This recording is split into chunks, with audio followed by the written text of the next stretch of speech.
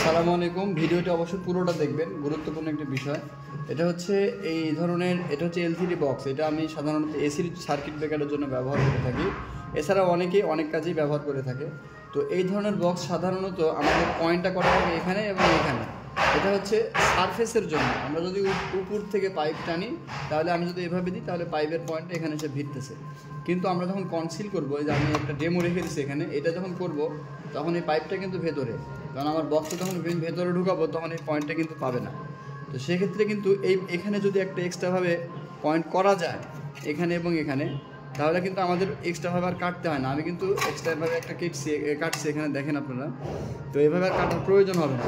তো আমার এই ভিডিওটি যারা দেখছেন, কোম্পানির প্রতিনিধি যদি দেখে থাকেন, তাহলে অবশ্যই আপনি কোম্পানির সাথে আলোচনা করবেন যে এটা করা যায় কিনা।